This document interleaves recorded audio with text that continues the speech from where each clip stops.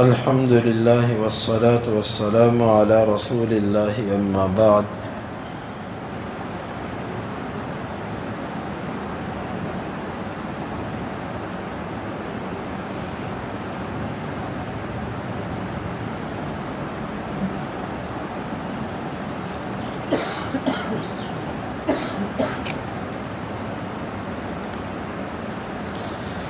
باب التحریض علی الرمی وقول اللہ عز وجل وَأَعِدُّوا لَهُمْ مَا اسْتَطَعْتُم مِّن قُوَّةٍ وَمِن رِّبَاطِ الْخَيْلِ تُرْهِبُونَ بِهِ عَدُوَّ اللَّهِ وَعَدُوَّكُمْ۔ یہ باب ہے نشانے بازی پر رغبت دلانے کے بارے میں اور اللہ تعالیٰ کے اس فرمان کے بارے میں کہ تم جتنی طاقت رکھتے ہو ان کے لیے اپنی اتنی تیاری خوب رکھو۔ گھوڑوں کو باندھنا، ان کو تیار رکھنا، تم اس کے ساتھ اپنے اور اللہ کے دشمنوں کو ڈراتے ہو۔ امام بخاری کہتے ہیں کہ ہمیں بیان کیا عبداللہ بن مسلمہ نے، وہ کہتے ہیں ہمیں بیان کیا حاتم بن اسماعیل نے یزید بن ابی عبید سے، وہ کہتے ہیں میں نے سلمہ بن اکوع رضی اللہ عنہ کو کہتے ہوئے سنا، وہ کہتے ہیں مر النبی صلی اللہ علیہ وسلم علی نفر من اسلم ینتظلون۔ اللہ کے نبی صلی اللہ علیہ وسلم اسلم قبیلے کی ایک جماعت کے ہاں سے گزرے، وہ نشانے بازی کر رہے تھے۔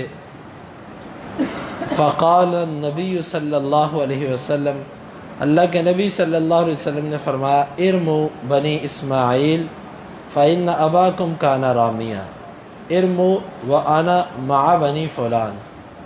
آپ نے فرمایا اسماعیل کے بچوں نشانے بازی کرو، بے شک تمہارا باپ بھی جو تھا وہ نشانے بازی والا تھا، اور تم نشانے بازی کرو اور میں بنو فلاں کے ساتھ ہوں۔ قال فأمسك أحد الفريقين بأيديهم فقال رسول الله صلی اللہ علیہ وسلم ما لكم لا ترمون۔ ان دونوں گروہوں میں سے ایک گروہ نے اپنے ہاتھوں کو روکا۔ اللہ کے نبی صلی اللہ علیہ وسلم فرمانے لگے کہ تمہیں کیا ہے، تم نشانے بازی کیوں نہیں کرتے؟ قالوا كيف نرمي وأنت معهم۔ اللہ کے رسول ہم کیسے نشانی بازی کریں، آپ تو دوسرے گروہ کے ساتھ مل گئے ہیں۔ فقال النبی صلی اللہ علیہ وسلم ارموا فانا معکم کلکم، تم رمی کرو میں تم سب کے ساتھ ہوں۔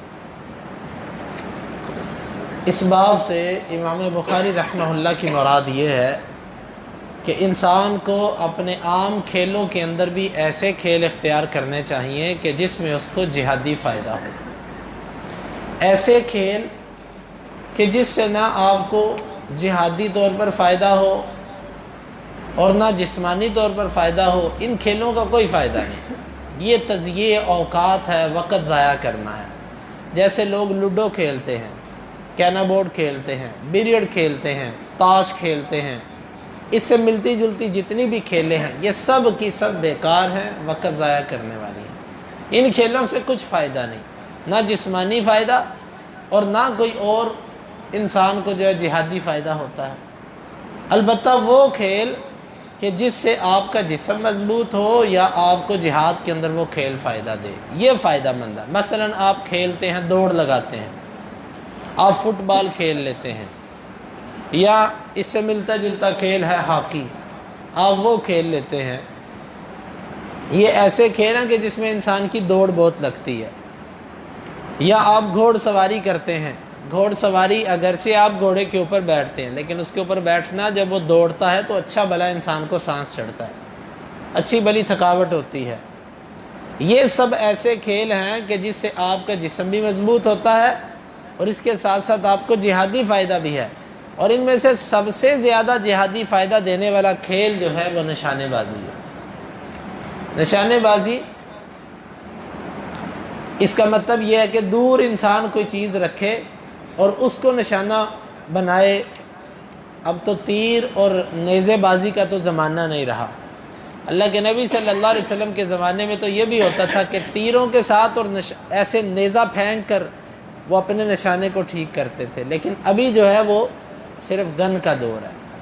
تو گن کے ساتھ انسان نشانہ اپنا ٹھیک کرے، البتہ یہ دیکھنا چاہیے کہ وہ گن کیسی ہے، اور یہ دیکھنا چاہیے کہ جہاں پر وہ نشانے بازی کر رہا ہے وہاں پر کسی کو نقصان تو نہیں پہنچے گا۔ یہ 2-3 چیزیں اپنے سامنے رکھے تو نشانے بازی کرنا جو ہے یہ ایک جہادی فائدہ بھی ہے اس میں، اور بہت اچھا کھیل بھی ہے، یہ بڑا اچھا کھیل بھی ہے۔ تو لہٰذا اس حدیث کے اندر یہی امام بخاری کی رغبت ہے کہ کھیل ایسے چنو کہ جس سے آپ کا جسم کو فائدہ پہنچے، جہاد کو فائدہ پہنچے۔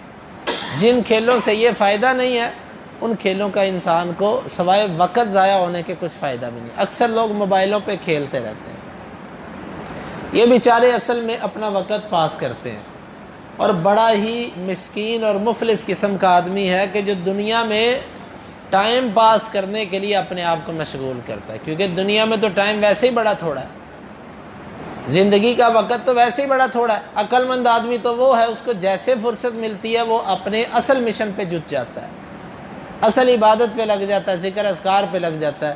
اور بیچارہ مفلس آدمی ہے کہ جس کو اتنی سمجھ نہیں، وہ اپنا وقت گزارنے کے لیے بیکار کاموں کے اندر مشغول ہوتا ہے۔ تو اس لیے ہمیں چاہیے کہ ہمیشہ اپنے کھیلوں میں ان کھیلوں کا انتخاب کریں کہ جو ہمیں فائدہ دیں۔ جو فائدہ نہیں دے سکتے، دماغی تھکاوٹ ہے جن میں، ان کھیلوں کا فائدہ نہیں ہے۔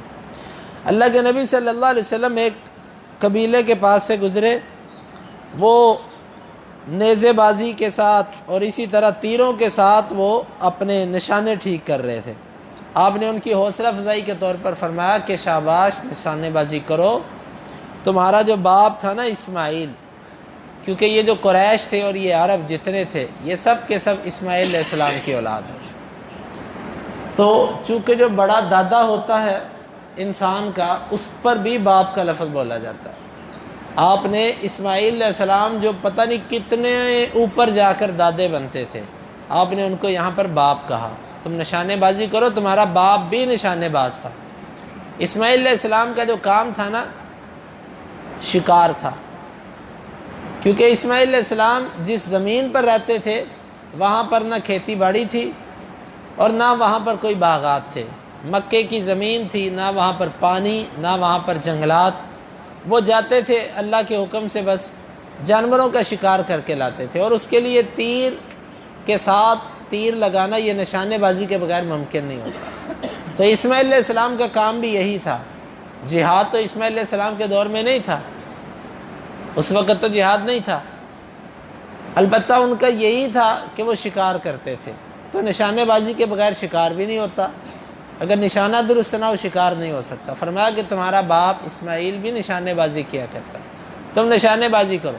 پھر آپ نے مزید ان میں دلچسپی پیدا کرنے کے لیے ان کے 2 گروہ بنائے، ایک کے ساتھ آپ مل گئے، آپ نے فرمایا تم بھی نشانے لگاؤ، ہم بھی لگاتے ہیں، دیکھتے ہیں کس کے نشانے درست لگتے ہیں۔ دوسرے گروہ نے نشانے روک لیے، آپ نے فرمایا کیا ہوا تمہیں، نشانے بازی کرو نا۔ کہتے اللہ کے رسول آپ تو ان کے ساتھ ہیں، تو ہم کیسے کریں اب آپ کے ساتھ مقابلہ۔ آپ نے فرمایا کہ میں تم سب کے ساتھ ہوں، نشانے بازی کرو۔ تو اس سے یہ بھی معلوم ہوا کہ حوصلہ افزائی کے لیے کوئی بڑا آدمی بعض دفعہ چھوٹوں کے ساتھ کھیل میں شرکت بھی کر سکتا ہے، لیکن وہ کھیل ایسا ہونا چاہیے کہ جو کھیل بھی مفید ہو، تو اس میں بڑے بھی مل سکتے ہیں۔ پھر کسی ایک فریق کے ساتھ ملنا، اور اس کا مطلب یہ نہیں ہوتا کہ بندہ دوسرے کے ساتھ دشمنی کر لے، جس طرح آپ نے فرمایا میں تم سب کے ساتھ ہوں۔ ہمارے تو ادھر یہ ہوتا ہے کہ جب ایک ٹیم بن جاتی ہے تو وہ دوسرے کو اپنا دشمنی سمجھ لیتی ہے۔ کھیل کو کھیل کی حد تک رکھنا چاہیے، اس سے آگے نہیں جانا چاہیے۔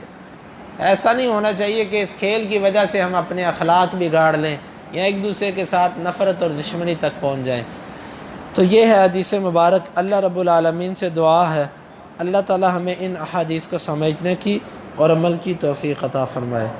حدیث نمبر 2899، اللہم انفعنا بما علمتنا وعلمنا ما ينفعنا وزدنا علما وآخر دعوانا ان الحمد للہ رب العالمین۔